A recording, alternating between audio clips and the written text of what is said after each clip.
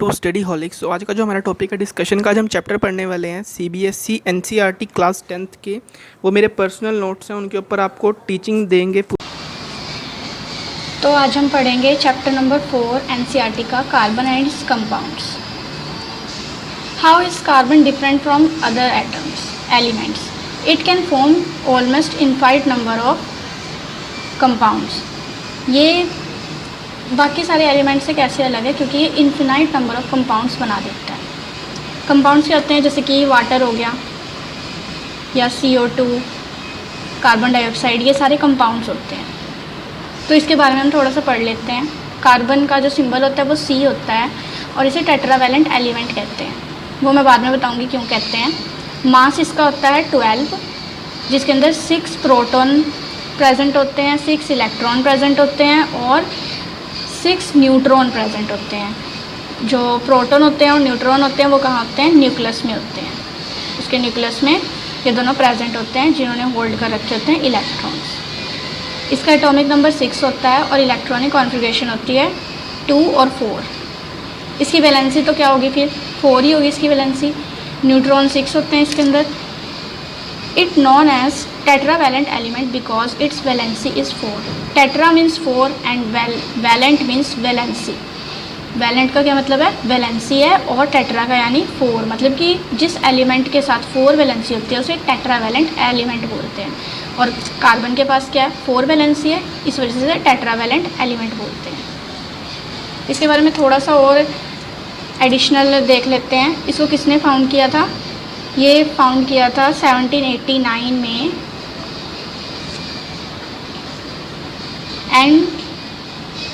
Antony Lavoisier ने। किसमें? 1789 में इसे फाउंड किया गया था। ये काफ़ी रिएक्टिव मेटल है, नॉन मेटल, काफ़ी रिएक्टिव नॉन मेटल है।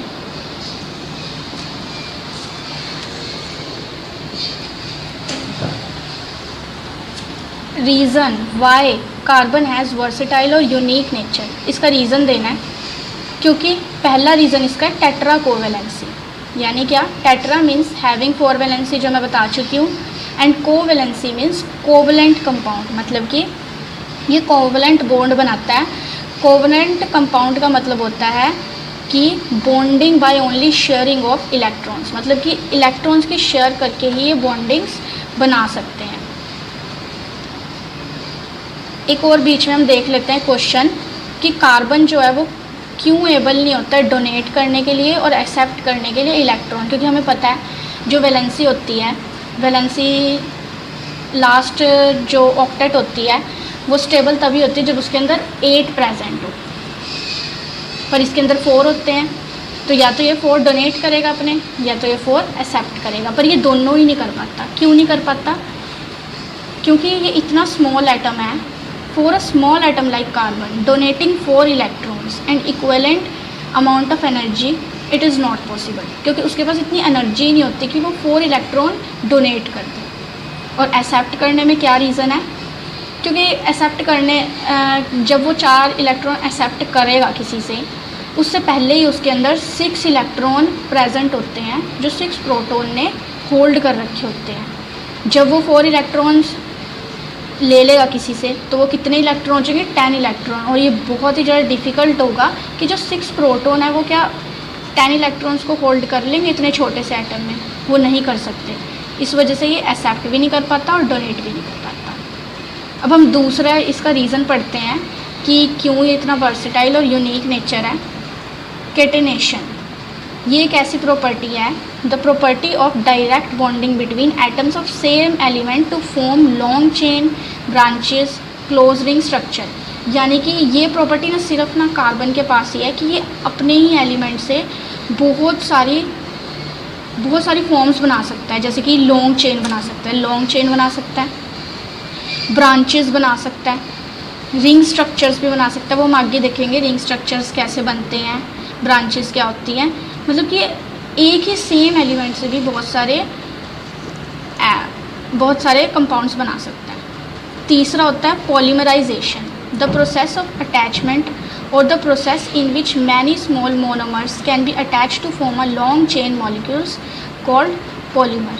ये एक ऐसी प्रोसेस होती है जिसके अंदर ना बहुत सारे स्मॉल मोनोमर्स होते हैं, वो एक दूसरे से अटैच होकर एक लॉन्ग चेन बना देते हैं जिसे पॉलीमर कहा जाता है। ये पॉलीथीन बनाने के लिए भी यूज़ होती है। यानी कि ऐसे कार्बन है, इसे डबल बॉन्ड बोलते हैं। डबल बॉन्ड मैं अभी बाद में बताऊंगी कैसे। ये इथीन होती है, इथीन 2 कार्बन, हाइड्रोजन इसके साथ 2 हाइड्रोजन अटैच होती हैं और ये लॉन्ग चेन बना देते हैं साइड में, जैसे कि इस हाइड्रोजन के साथ और दूसरे हाइड्रोजन जुड़े, उसके साथ और दूसरे हाइड्रोजन जुड़े, और ऐसे ऐसे करके ये इसे पॉलीथीन बना देते हैं। यानी कि जो स्मॉल मोनोमर्स होते हैं वो एक दूसरे से अटैच होकर लॉन्ग मॉलिक्यूल चेन बना देते हैं और उसे हम पॉलीमर कहते हैं। ये प्रॉपर्टी सिर्फ कार्बन कंपाउंड के पास ही होती है। अगली होती है आइसोमरिज्म, यानी कि molecules have same molecular formula but different structures. मतलब कि सेम मॉलिक्यूलर फार्मूला होगा उनके पास पर लेकिन डिफरेंट स्ट्रक्चर होंगे। यानी कैसे, जैसे कि हमारे पास पेंटेन है, ये मैं बाद में बताऊंगी कि ये कैसे हुआ, कैसे पेंटेन बनता है, कैसे हेक्सेन, ये सारी चीज़ें तो मैं बाद में इसके बारे में भी बता दूंगी।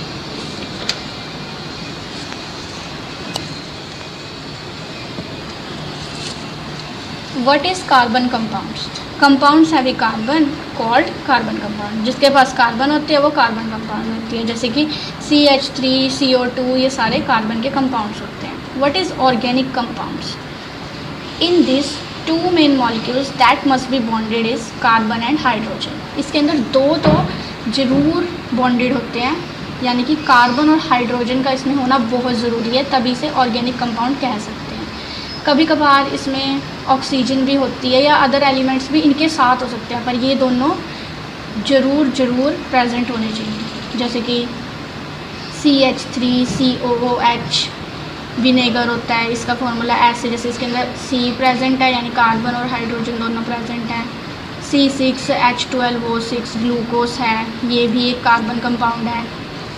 आगे व्हाट इज़ हाइड्रोकार्बन? हाइड्रोकार्बन भी यही है पर इसे थोड़ा अलग है, इसमें और कोई अटैच नहीं होता, इसमें सिर्फ और सिर्फ हाइड्रोजन और कार्बन की ही बॉन्डिंग होती है। What is inorganic compound? Inorganic compound भी फिर थोड़ा देख ही लेते हैं। Carbon compound not having hydrogen bonding, जिसके पास हाइड्रोजन की बॉन्डिंग नहीं होती वो भी होते हैं कार्बन कंपाउंड्स। हाइड्रोकार्बन्स को हम थोड़ा सा डिटेल में और पढ़ेंगे। ये 2 टाइप्स के होते हैं, एक तो होता है ओपन चेन जिसे एलिफेटिक भी बोलते हैं, और एक होता है क्लोज चेन जो मेनली रिंग स्ट्रक्चर्स में प्रेजेंट होता है। मतलब इसका क्या मतलब है? It do not contain any ring structure branches but rings, मतलब कि ब्रांचेस तो प्रेजेंट होंगी इसके अंदर पर रिंग स्ट्रक्चर्स और रिंग्स बिल्कुल भी इसमें प्रेजेंट नहीं होंगी। Closed chain, it just contain closed structure that is rings. इसके अंदर सिर्फ क्लोज स्ट्रक्चर ही प्रेजेंट होंगे, इसके अंदर लॉन्ग ब्रांचेस नहीं प्रेजेंट होंगी, यानी कि रिंग्स ही इसमें सिर्फ प्रेजेंट होंगी। अब जो ओपन चेन होते हैं ये 3 टाइप के होते हैं, एल्केन, एल्कीन और एल्काइन। एल्केन यानी कि सिंगल बॉन्ड, यानी कि कार्बन के बीच में सिंगल बॉन्ड हो रहा है या इसके साथ हाइड्रोजन की बॉन्डिंग हो या किसी भी एलिमेंट की, उसमें अगर सिर्फ और सिर्फ सिंगल बॉन्ड है यानी एक ही शेयरिंग कर रहे हैं वो, तो उसे बोलते हैं सिंगल बॉन्ड। एल्कीन यानी डबल बॉन्ड, कहीं पे भी डबल बॉन्ड हो गया तो वो एल्कीन उसे बोलते हैं, और कहीं पे भी ट्रिपल बॉन्ड हुआ तो उसे एल्काइन बोलते हैं।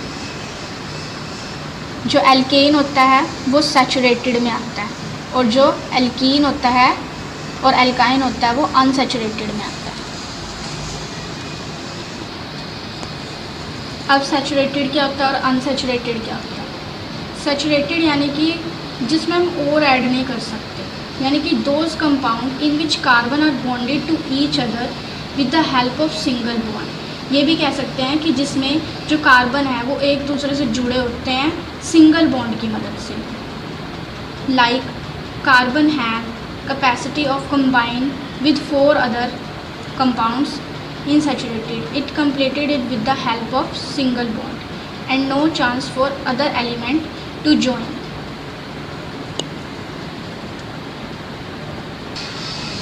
जैसे कि मीथेन होता है, मीथेन कार्बन होता है और इसके अंदर 4 हाइड्रोजन प्रेजेंट होते हैं। तो इसके पास अब कहीं पे डबल बॉन्ड तो है नहीं कि उसे ब्रेक करके अपना कहीं और दूसरे में जा सकता है या कहीं आ सकता है।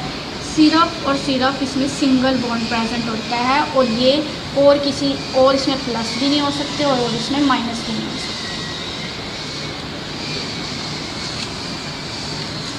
और जो अनसैचुरेटेड होते हैं उसके अंदर हम ऐड कर सकते हैं those compound in which carbon are bonded with each other with the help of double and triple bond.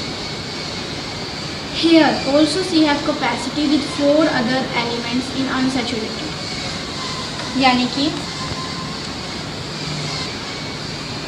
कि जैसे ये कंपाउंड है H single bond C double bond C H, तो इसके पास कैपेसिटी है कि अभी भी यहाँ से ब्रेक करके अपने बॉन्ड को एक और हाइड्रोजन इसमें ऐड हो सकता है। पर लेकिन अगर जैसे कि मीथेन की बात करें तो इसके अंदर ऐसे होता है मीथेन में, तो यहाँ पे तो कोई चांस ही नहीं है कि ये ब्रेक कर सके बॉन्ड। तो इस वजह से जो अनसैचुरेटेड होते हैं वो उनके पास ये भी खूबी होती है कि वो सैचुरेटेड भी बन सकते हैं, अपने बॉन्ड को ब्रेक करके वो सैचुरेटेड भी बन सकते हैं। पर जो सैचुरेटेड होते हैं उनके पास कोई चांस नहीं होता ऐड होने का या कोई भी माइनस होने का। तो इस वजह से हम कह सकते हैं कि जो अनसैचुरेटेड होते हैं वो ज़्यादा रिएक्टिव होते हैं, जो सैचुरेटेड होते हैं वो लेस रिएक्टिव होते हैं, अनसैचुरेटेड से लेस रिएक्टिव होते हैं। क्लोज चेन के भी 2 टाइप होते हैं। अभी हमने हाइड्रोकार्बन के पढ़े थे, उसके क्या होते हैं एल्केन, एल्कीन, एल्काइन। वैसे इसके भी 2 होते हैं, एलिसाइक्लिक और एरोमेटिक। एलिसाइक्लिक में 3 और आते हैं, साइक्लो एल्केन, साइक्लो एल्कीन और साइक्लो एल्काइन। यानी रिंग बनी होगी सिंगल बॉन्ड की हेल्प से, और इसमें रिंग बनी होगी डबल बॉन्ड की हेल्प से, और इसमें रिंग बनी होगी ट्रिपल बॉन्ड की हेल्प से। और जो एरोमेटिक होते हैं, एरोमेटिक के भी 2 टाइप होते हैं, बेंजेनॉइड और नॉन बेंजेनॉइड। बेंजेनॉइड इसको ज़्यादा पढ़ने की ज़रूरत नहीं है, फिर भी बेंजेनॉइड में बेंजीन आती है। बेंजीन कैसे बनती है,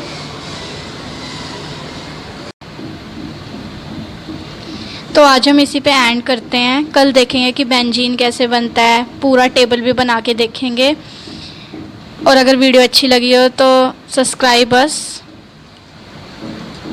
थैंक यू।